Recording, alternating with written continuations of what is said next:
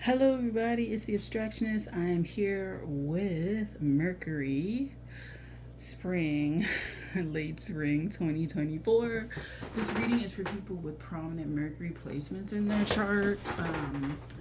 So that could be like exalted, detriment, fall, domicile, anything like that, or they have like prominent, like aspects in their chart, or they have like a prominent Gemini, Virgo in their chart. So this reading is for you if that's the case. I'm using two decks, so I have, or maybe using them, I have the Trickster's Journey Tarot and the OK Tarot. So let's use the OK and set it up.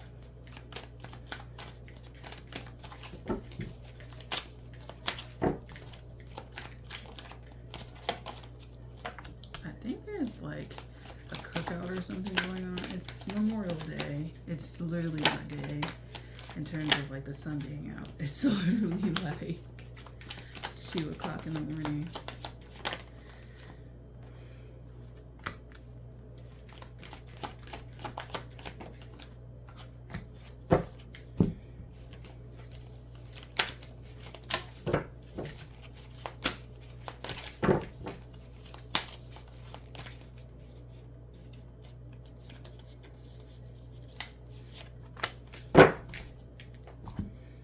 Okay. Now conception, 7 of Swords, birth, 3 of Wands, death, and 9 of Pentacles, height of life, and then 5 of Pentacles, and the death position, Kalinga line, 7 of Wands. Life is not meant to be a struggle. Life is not meant to be a paradise either. It is somewhere in the middle. It is somewhere more neutral. And I think that being okay with that is key to advancement here. Let me just put this up. It's key to advancement here. I think the perspective on life and moving through life, and the idea of stages is coming up for me with this: processing, emotional, psychological, spiritual stages. So dealing with perspectives of stage, growth, development, like kind of like the lifespan. And I guess that's why I did a lifespan type of spread. Understanding the lifespan of certain things, the timeline of certain things, but more of like being okay with the more neutral, morally gray type things. So this would be a person who is very much into kind of like the more positive, upbeat aspects of life, as opposed to maybe the understanding or just basic acceptance of the morally gray, the dark, the black, kind of things, right? So there's people like, take tarot for instance, there's people on tarot that are practitioners and they do like the light path, and then there's people who are kind of gray, they blur the lines, and then there's people who do black magic, black witchcraft, black arts, and they exist. And the idea, you can't run from the idea that they don't exist. I think that it's to your detriment that they don't exist. Some of you may do well to employ neutrality into your spiritual practice. And what I mean by that is that your spiritual practice may not be as founded on positivity as you think. It may be a little bit more morally gray. People out there, a little bit more morally gray, and a little bit more willing to bend the rules and see things as a means to an end.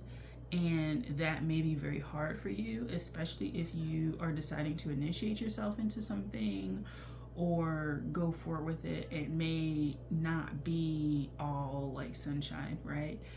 And this is not necessarily a video, because I was thinking about protection, but that's not really the case. That's not really what I'm trying to drive at. It seems like there's a belief system that you have, that the viewer has, about things being morally gray and things being necessarily like dark, and not necessarily agreeing with that and understanding. Like, this could be somebody who ponders like why at the height of someone's life they get taken away or something like that. Like, this person questions a lot about the life cycle, and I guess the allowances certain people have within a life cycle to do what they want. And perhaps you've seen a lot of life cycles that have ended poorly, and perhaps your birth wasn't the best either, or you are someone who gave birth and the birth was not pleasant, it was like very painful or something like that, and it showed you kind of like this, like circumstances that are less than positive in the midst of something that's considered to be very positive. And you may understand positivity as having strings attached. Positivity, like, so you're giving birth, right? But there's strings attached to that, like there's a lot riding on it, and it could be like a lot of emotional weight, financial weight, physical weight, psychological weight on hanging on it, right? Like, so you're giving birth, but there's a lot of weight for the doctor to like get paid, the nurses to get paid, to have the hospital bill paid. Then you have the psychological people coming to see like the baby, people coming to be around. That psychological, emotional energy that has to be spent out. There has to be, I guess, an acceptance or an awareness that energy is going out, and like some of these energies that are seeking to maybe, take or be around are not necessarily the most positive. And what I mean by that is not it's not necessarily like to the detriment. It's just like if you're going to a hospital and the doctors and the nurses are there, of course they have to be paid, but that is energy that's going out that may or may not be like the most positive. Like, it's kind of like it's a necessary evil, depending on how it goes. It's a necessary thing that has to be there, but it may not necessarily be the most the best at facilitating a more positive outcome. Like, I just feel like there's a lowering of expectations that has to happen in order for like life to get sweeter. And it's like, it's not stop achieving goals and stuff like that, but I feel like just fighting, oh God, get out here. Fighting the less than positive, like that, it's coming up the less than positive and having to fight the less than positive, right? And you don't have to always fight the less than positive. If it's something that's clearly like objectionable, then yes. But you would do better to understand that the less than positive just simply exists, and you like have to work around whatever that is, wherever that is. And you can choose to deal with it. You can choose to take it head on, or you can choose to like live with it and move on about your day. And that is a choice. It's definitely going to be a choice.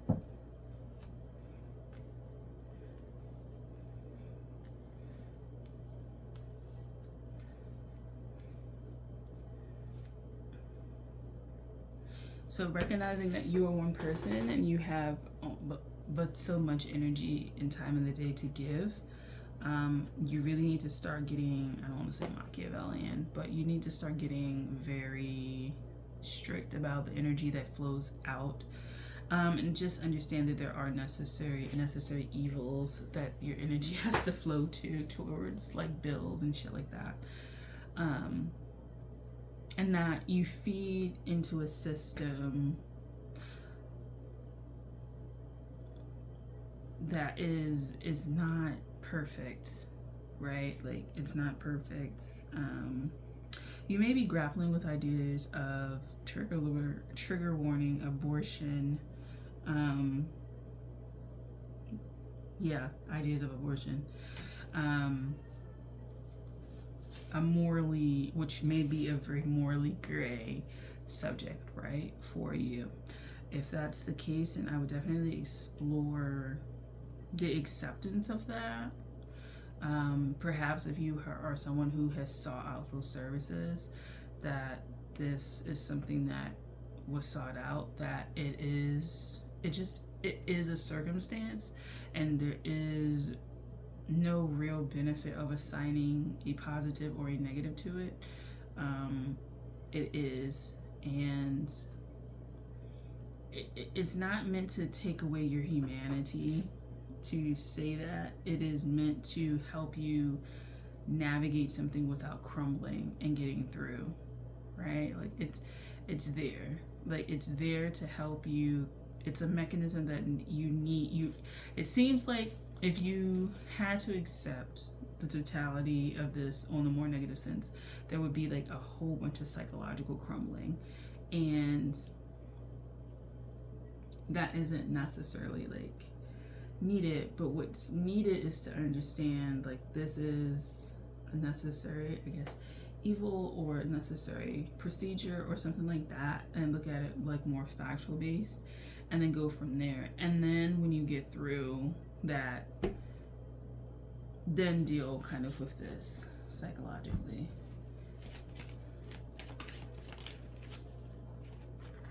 Yeah, because then you'll be able to step off the ledge. Yeah, you'll be able to like step off the ledge and kind of like deal with it a lot easier if you do. Yeah. Yeah, that's like a 5 cups in there. So this does seem like it may be like questions of parenthood, parenting, abortion, something like that. And I think that that's just coming up. And it's okay to admit that like perhaps you're better off financially for doing that, or you're better off in your relationships for doing that, and it came at a price of a child not living anymore. But that's something that has to be dealt with, and it's something that has to be worked through, and you can't work through it. But I think that you're, based on what I'm reading, you're not necessarily in the timeline or in the space or the stage of where guilt or shame should be there. Like it just seems like there's a little bit of survival that you have to do to not succumb to like those things. There's a little bit of stalling of that emotion you have to do to get through, so that when you really do start to process it, perhaps with a psychological guide, counselor, psychologist, somatic therapist, whoever, that you're able to fully like release it. It just seems like you have to get through a certain point, and that the emotions of it get pushed to the side at some point, and you have to push them to the side to get like certain things. So yeah, so it could be like a recovery also that is not as speedy from a certain procedure like this, and that may lead to the idea of like perhaps I'm being punished for that choice, right? I'm being punished for that choice.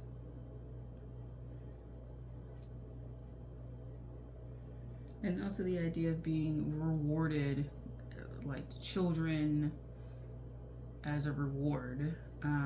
Perhaps that wasn't the perspective that you had, that children were a reward, or they are somehow a prize, or somehow a positive event in someone's life. That may be something that you had to be directly confronted with and had to deal with. Okay, thank you for watching Mercury. I'll talk to you guys later. Bye.